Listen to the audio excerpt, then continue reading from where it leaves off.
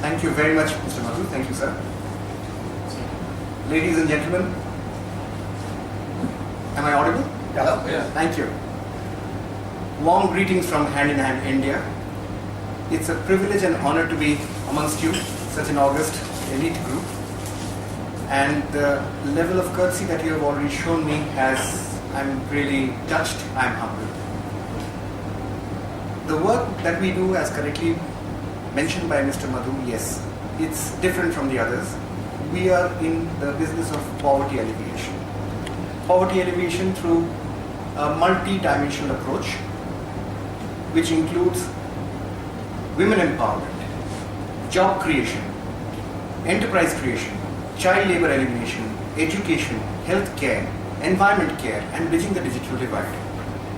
If we were allowed to speak, I would speak at length for hours, but let us not encroach upon your valuable time. The way we have made this program, in fact, I was really encouraged and inspired by the lively curiosity that I encountered in this room, and that has really kept me up even further. We have made a short film about our organization, 5 minutes, and after that there will be a presentation. I request my friend to start this.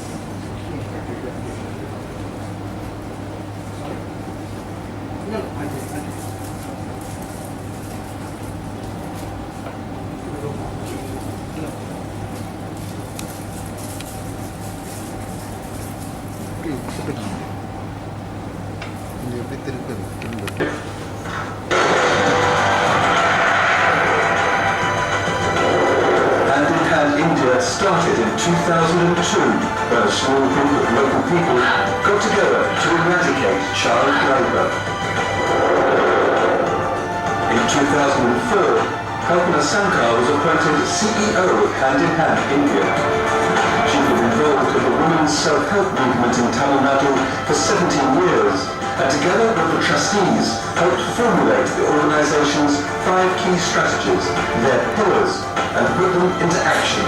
Under Kalpana Sankar's guidance, 2004 saw the women's self-help groups become the first pillar, the cornerstone of Hand in Hand India's vision of alleviating poverty through job creation and integrated community development. Within 10 years, there are over 57,000 self-help groups. They are a platform from where the women can learn new skills, build self-confidence, and develop income-generating activities. Sheila Mahadevan is a beneficiary of Hand in Hand India. She now runs a bakery employing 14 people. The kind of groups which they formed were those groups appear to be really strong. They were just out of thrift and credit. And this would not have been possible had it not been for the professionalism that was shown by Hand in Hand. In 2006, Hand in Hand India extended the idea of women's self-help groups to citizen centres. Through offering internet services, they're able to provide access to government welfare schemes and help with reform filling, while promoting grassroots-level democracy. Centres use their IT equipment to offer training courses, laying the foundation to help the next generation break the cycle of poverty. Lack of access to basic health care has a major impact on growth. In 2006, Hand in Hand India began providing outreach medical clinics, open in the evening, which people can access after work. 2006 also saw the development of a natural resource management program, watershed protection, constructing check dams and desilting of ponds, improve irrigation and soil fertility. In 2007, Hand in Hand India instigated a waste management service, improving health, while at the same time offering employment and status to otherwise impoverished people. Householders are happy to pay for the service, enabling this to become yet another self-funding enterprise. The lack of affordable credit is often the primary limiting factor for kick-starting small businesses. In 2008, Hand in Hand India created Belstar as a separate arm of its microfinance portfolio to provide loans to a larger community and on a sustainable basis. These 5 strategies the organisation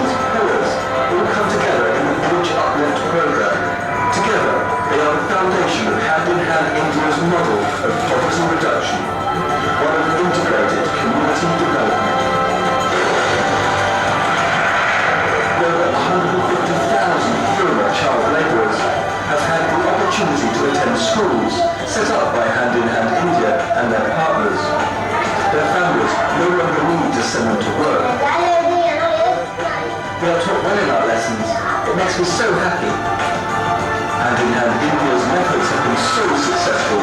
It has grown from a start of 5 to over 2,800 and is now working in 8 states across India.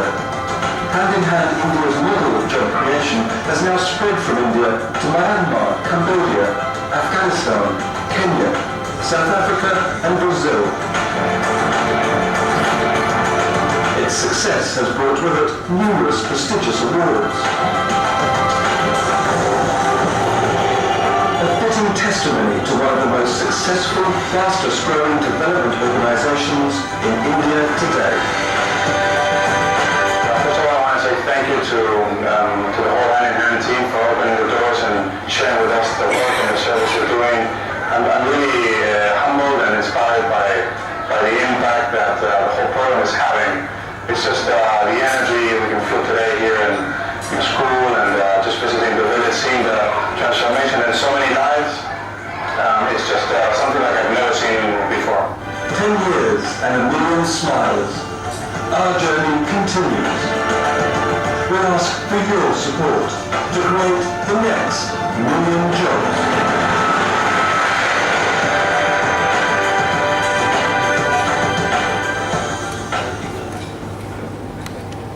My responsibility to move around various forums and platforms talking about Hand in Hand and the work we do. But when I got this message from Mr. Madhu in his mail that we have to talk about banishing poverty, it was a different area altogether in the sense that we never have been asked to speak about this usually. Which gives me the message about the focused approach of this August House. So I'm very happy to, we did a lot of research to bring this in front of you. So may I just request? I'll be very fast because there is a pressure on time, so you may please bail me out. We begin with a little study of the socio-economic context. These are data and figures which I think all of us are aware of. Population, etc., or Gini coefficient, people living in multiple derivations. Next click, please. And how we are placed globally. The fact is that while we have such a lot of data all across, whether it's a UN data, whether it's a McKinsey data, whatever it is, we don't require this data to tell us that we have abysmal levels of poverty in this country. Walk 50 yards from here, you see the poverty and something has to be done about it. So we started working out here, and even though India is progressing, it's really last 15 years has been the next curve and we are hoping things would be even better. Still a third of the world's poor are in India. A third of the human race are in India. And this is a figure which is globally acknowledged. When we go into the next slide, we see how things are there. On one side we have a shining India, on the other side we have the common man. We have a GDP growth rate around 6%, it's been hovering up and down, and recently President Obama has said that we are jealous of the progress of India and China. But on the other hand, we have figures which show how poor we are in other areas. This is common knowledge, I will not encroach upon your valuable time on this, and we'll go into the main theme where we are.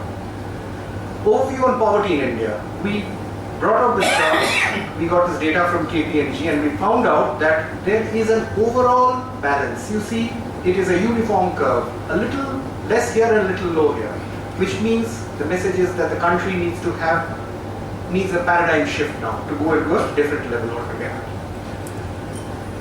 The necessary levels of consumption required for an individual. McKinsey has brought out a very interesting report in the month of February this year, in which we found that these items which are mentioned, food, energy, housing, drinking water, sanitation, healthcare, education and social security, these put together are the fundamentals for any human being, are the fundamentals for any individual to meet human development. Certain data came up over here once again, which again is common knowledge. And I don't think we need to be proud about this data. What we need to do is to address, find out ways and means to do this. When we migrate, we see the gap in basic effective service. There is a lot to be done in public services, there is a lot to be done. A lot of money is being spent, but still there are gaps. The benefits are not trickling down. So there has to be more efficient use of our resources. Social security is virtually absent. And today, there is a vehement need for this. So what do we do in Hand in Hand India? We have a multi-perspective, multi-dimensional strategy. During our session over tea and coffee, when I was briefing the members here on the sidelines of this discussion, our view is that poverty is not simply financial poverty. A person does not poor simply because he or she does not have money. Poverty means lack of education, lack of security, lack of health care, and all these put together. And unless these are addressed, poverty per se will remain in perpetuity. So our idea is to have an integrated approach to put in, as we call it, as you would have seen in the film, a 5-pillar program, which is a combination of self-help groups, enterprise creation, education, citizens' rights, healthcare, and environment. And one by one, we will share with you how we address this. A brief introduction we've already had. We started our work sometimes in the late 1990s and were registered as a public charitable trust in 2002 with 3 people, Kalpana Shankar leading, and she's still leading from 2. We have got 2,600 employees now. 2,200 employees working across the globe. And our vision is to alleviate poverty through job creation and integrated community development. We had a 5-year target which started in 2008-2009 to conclude in March 2014 of creating 1.3 million jobs. Now, this figure we had arrived at in 2008 on a particular formula. At that point of time, the number of people in BPL category in the state of Tamil Nadu was 13 million. So we took it upon ourselves to at least address 10% of that. So 1.3 million was a target that was taken upon by us, and on the strength of the sacrifices, the support and the contribution of our people down the line, the support of the communities and good wishes and support of well-wishers like you, we managed to achieve the target 13 months ahead of schedule, that is in February 2013. This emboldened us to take upon ourselves a much more ambitious target of creating 5 million jobs by 2020, and this is how we are doing. We are privileged to handle major projects under the aegis of UNDP, UNICEF, World Bank, CEDAR, you name the organization, and we have been privileged to work with them. We also handle CSR projects of numerous corporates, mainly MNCs, including my friend who is supporting me on my laptop. We are working with the Ford project over there. It's a very major, prestigious project for all of us. Coming to the next slide, vision, mission, goal, non-negotiables. Vision is to alleviate poverty through job creation and integrated community development. And the mission is to work for economic and social empowerment of women. It's a women program, women empowerment program. This we do by creating enterprises and jobs through an integrated development approach that creates sustainable communities. Nothing is temporary. Unless it's sustainable, there's no point in doing it. We are against charity. We are against charity. We do not believe in dishing out cash. We want to create communities who can stand on their own feet, and this is how we are doing it. Let's continue.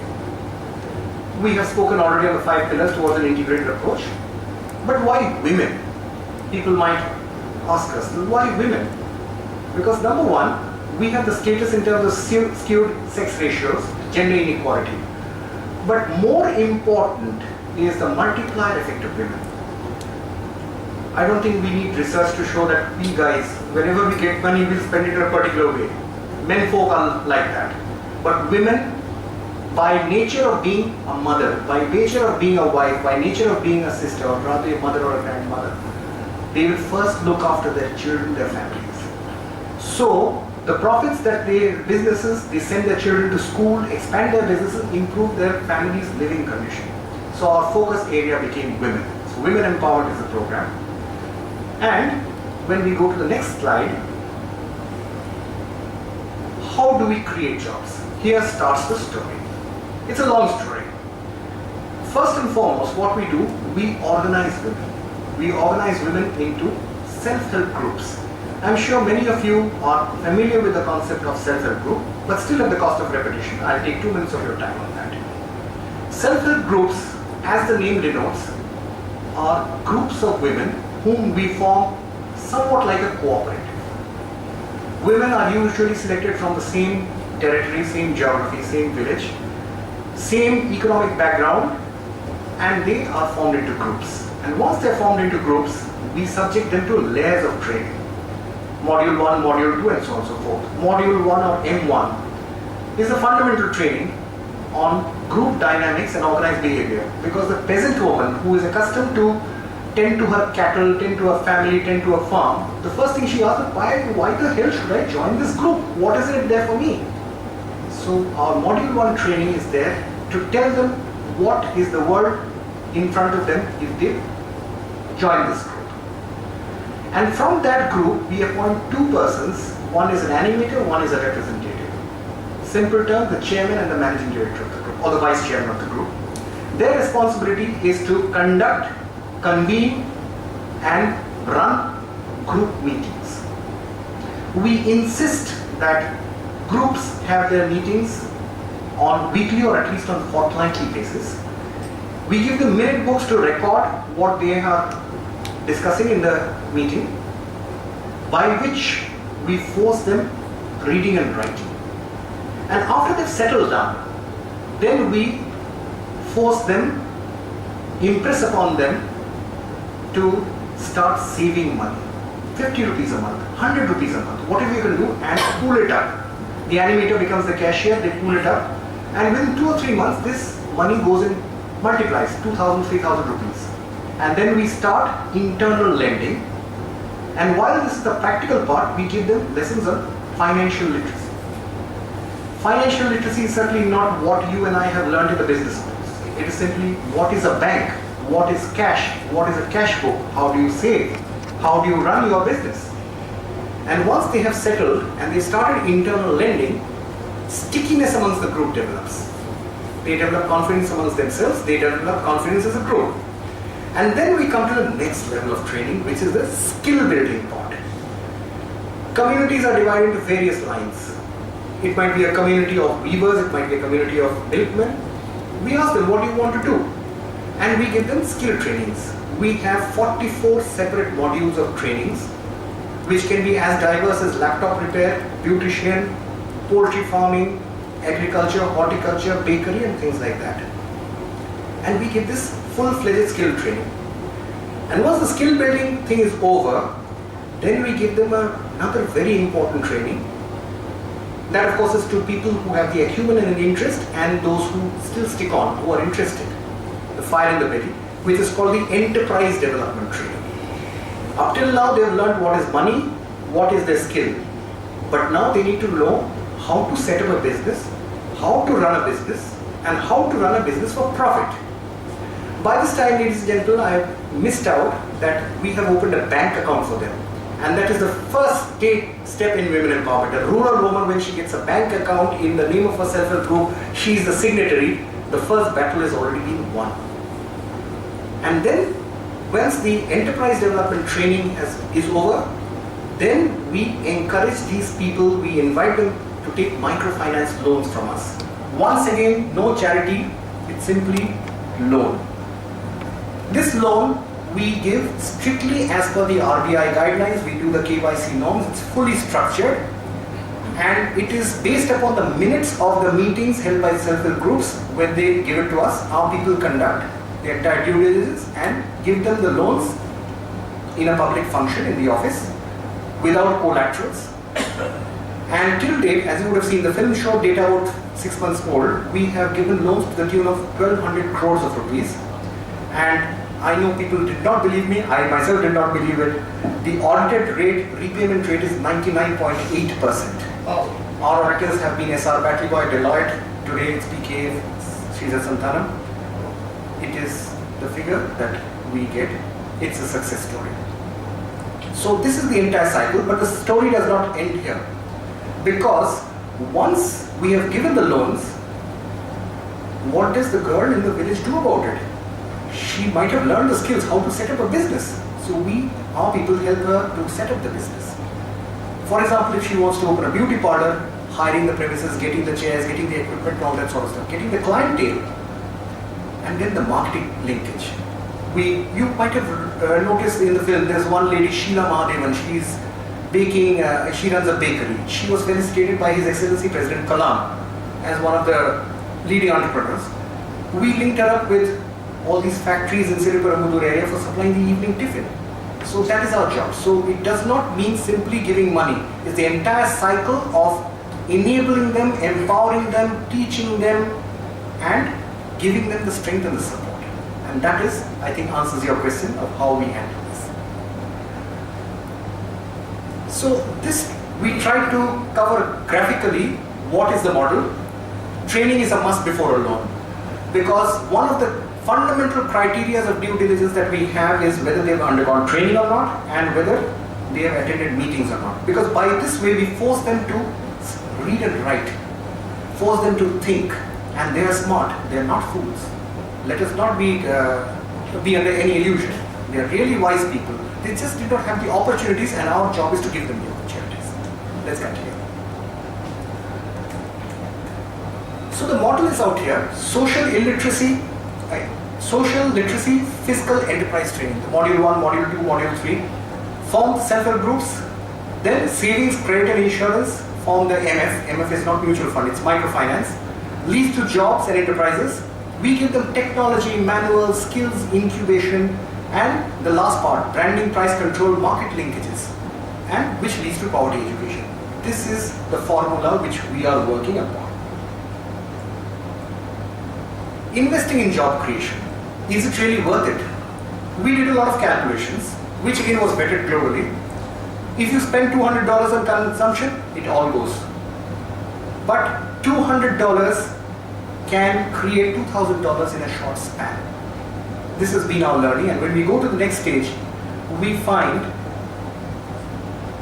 cost of one job, this is what it requires. So if you have 250 million jobs, it is $50 billion. It might sound large, but when we think that this money will for once and all remove the scourge of poverty from this country, I think it's worth giving a try. And there's something which we have not said.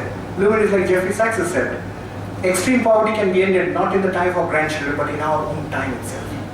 Governments, organizations spend a lot of money all across, but if we try to move in this direction, maybe we'll see some results. Can we move on? Kofi Annan, the US Secretary General, also said the same thing. Sustainable access to microfinance helps alleviate poverty. Coming back to that skill building which I was talking about, there's some data out here. At the cost of repetition, the canvas of trainings that we offer include tailoring, embroidery, sari weaving, crafts, information technology. We've had the opportunity of training people, and in 2011 or 12, 54 women were employed by HCL Technologies.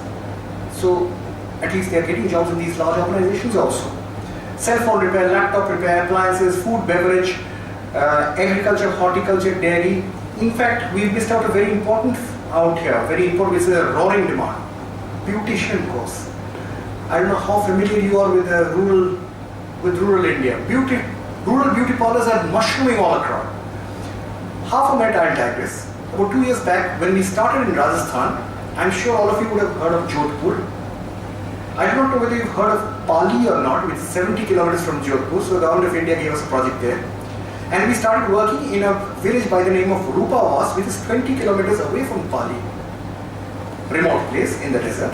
And where the women folk were talking about a little boy, isko Pali mein padhayenge. Their ambition in life, they can't think beyond Pali. Such a remote place. Women with colorful veils, they were out there. We were addressing a gathering, and our seniors, Dr. Kalpana and myself, we were there. And she asked them that what sort of enterprises would you like to do? We are giving you the skills and all that. So they said in their native language, Pashu Palan. They have a lot of cattle, so they wanted dairy farming. Fine. So it was 5th or 6th of July, and she said on Vijayadashmi day, the first loan will be given. From behind the scenes, a few women, younger I presume, because of the veils I could not make out, made a slight whimper. And he said, "Aur kuch kehna hai?" Aur kehna hai. We have to say something else. What else do you want? Beautician course. So I said, good heavens, Rupavas village in Pali block in Rajasthan, a remote village, the women asked for beautician courses. India is opening up. Women empowerment is active. So some measurements are there. Just one minute, please. Yeah. Previous slide, please. Yeah. Measurements. As on 1st April, we are an organization, we brutally keep on measuring ourselves. Data. And some of the data internal and some of the data external. Number of ladies who have been given vocational training is 68,000. Women given literacy training 1,60,000. E-literacy is 5,16,000. And it's not just a routine course, it's structured modules in which we give trainings. Let's continue. Few case studies. Chinnaponnu, how she began. She was 10 to work in the paddy fields, and now how her life has changed when we go to the next slide. She has learned how to sign her name. It is a very important step in the life of a rural woman when she signs her name, when she goes to a bank and presents her account and against which the teller gives her the money. And she talks to strangers now, she has learned new ideas, she feels she has a purpose in life beyond work and family. This is our mission. Let's continue. This we have mentioned quite a number of times. Yes. As on 1st April, we have created 2.28 million jobs. We got this data yesterday. Our current target continues 5 million jobs by 2020. Let's continue. After the first pillar, self-help group and women empowerment, we are going to child labor elimination. We actually began with that in Kanchipuram. I know I'm just racing against the clock, I'll be very fast. What we do, we simply don't retrieve the children. That's of no use. Because when we used to do it in our initial stages, we were viewed as kidnappers, we were beaten up by the mafia, and the saddest part was that when we went back to the parents, gave the children, the next morning the parents would sell back the children to the mafia again. They had a logic. They said, what do we eat? What do we eat? And that is from where we started a women empowerment program. But then now that we have the children, what to do with them? Because the child might have gone into bonded labor at the age of 8. Today she or he is at the age of 11. If you put him along with 8-year-olds, it doesn't work. If you put him along with 11-year-olds, it doesn't work. We run our schools, you saw the image out there in the video, which we call Residential Special Training Centers, which is governed as per the Sarva Shiksha Abhiyan program of the government, in which we run a 10-month curriculum to fill in the gaps of these boys and girls. And once they have matured, we put them through examinations in government schools, and on the strength of their performance, they are absorbed. So once a child is absorbed in a school, at that point of time, we say, yes, the child is free from labor. So till date, we have had the opportunity of mainstreaming 210,000 children like that. There have been dropouts, there have been sad cases also, but then at least we've made a beginning. Let's continue. Here, this is the figures on 1st April, 210,000 children in schools. A term is out here, child-friendly panchayat, which means a panchayat which does not have any child in labor. Every child goes to school. And our motto or non-negotiable philosophy is a child out of school is deemed to be a child in bonded labor. No compromise, every child has to be in school. A child-friendly panchayat means every child in that panchayat is in school. We do not say child labor free, we deliberately use the term child friendly because in case there's some stray case, this figure will be proved wrong. At least it will portray a wrong image. Let's continue. A few cases like this. Manikandan, in 2008 he was a lorry cleaner, today he's a fireman with a uniform. At least we've been able to do something. He's just one of the 210,000 children. Poor access to healthcare limits. We have conducted medical camps and women brought out of anemia. 21,000 doesn't seem a big number in a country like India, but when you see the amount of effort that is being put in to bring these women out of this abysmal level of anemia, I have only admiration for my colleagues down the line. We are working on a major health project along with Ford, which is a class apart by itself. I'll share it once this program is over. Environmental front. We are a grassroots level organization. We are not into carbon credits, global warming. That's beyond our scope. We are into very simple things. Clean up the village, clean up the pond, desilt the well, plant trees, have a mindset to say no to plastics. And that's exactly what we are. This is a project in our own town, Mamallapuram, and I'm very proud to share that we got the BBC World Challenger Series Award in 2011 for this. There were 640 entries across the globe, and we were the only one from the Indian subcontinent which reached that level.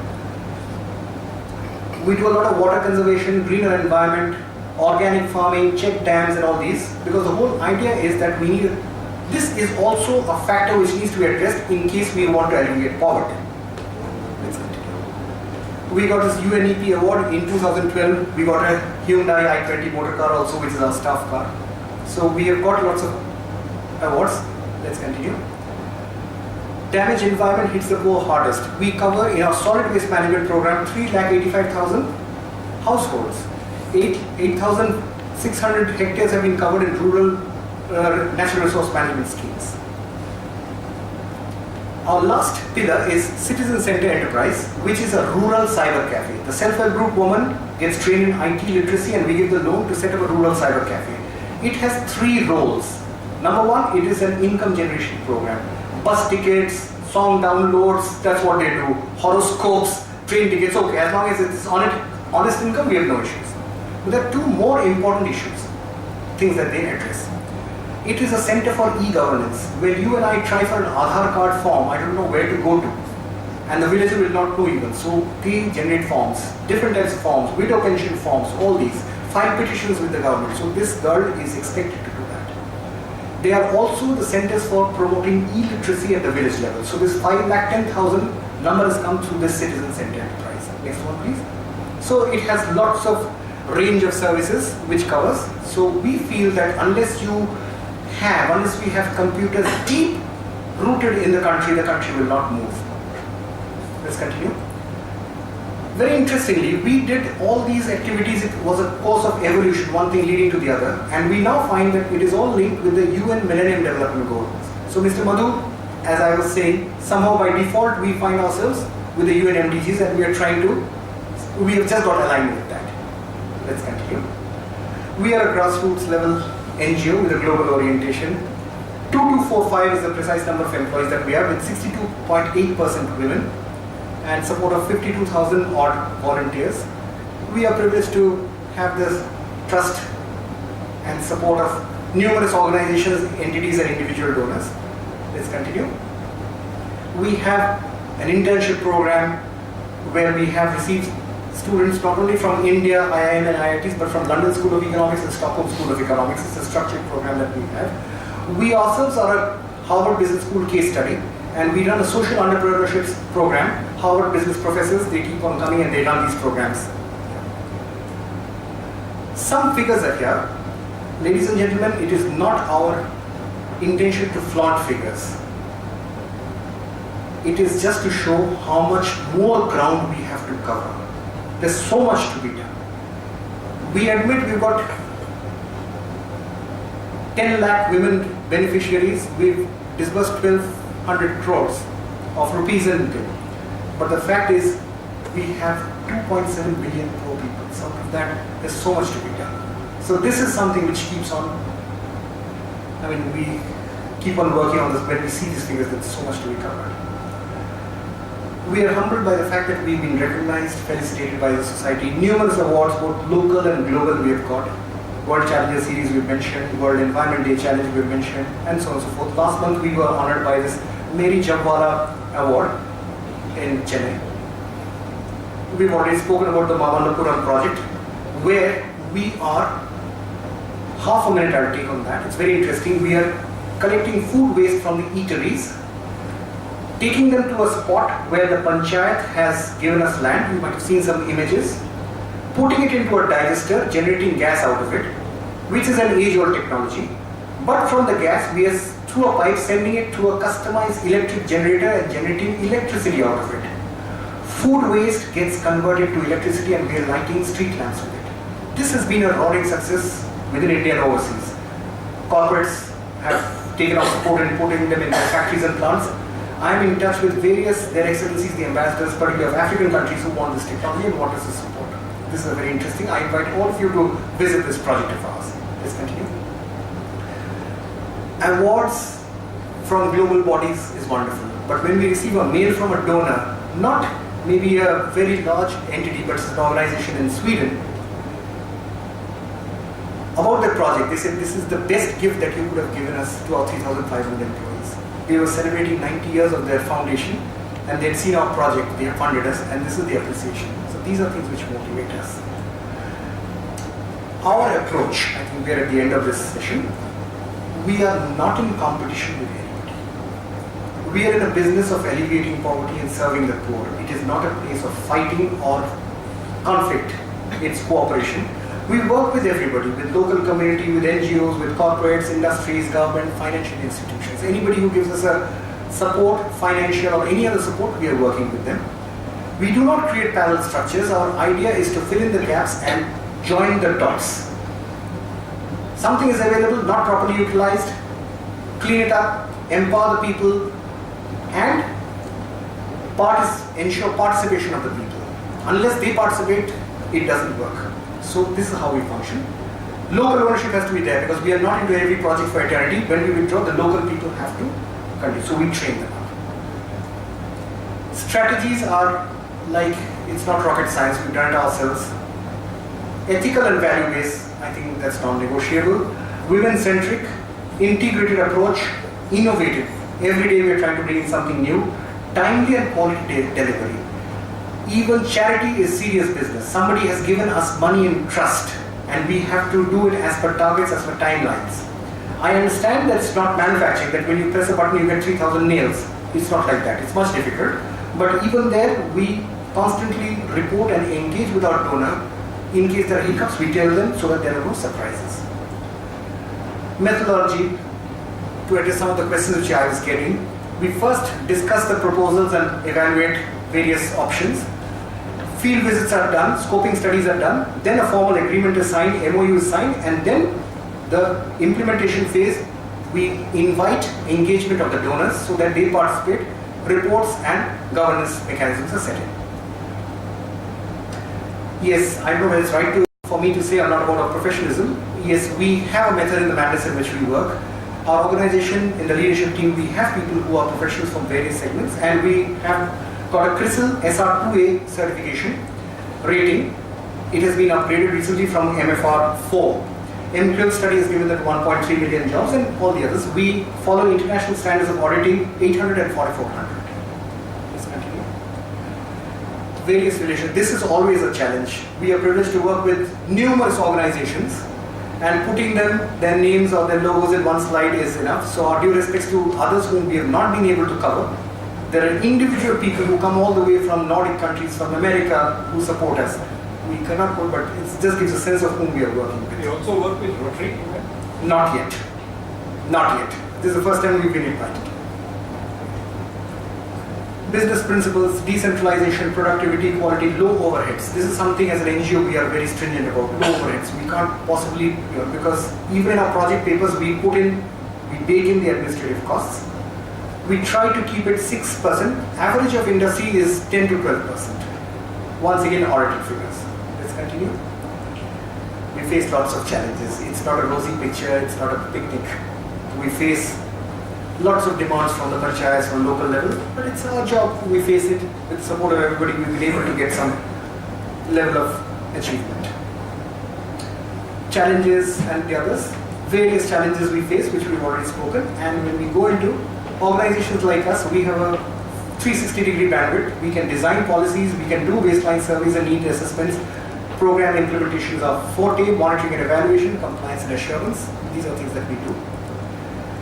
I must thank you for your patience. I exceeded the time limit, but basically, this is the little message that I had. Thank you so much.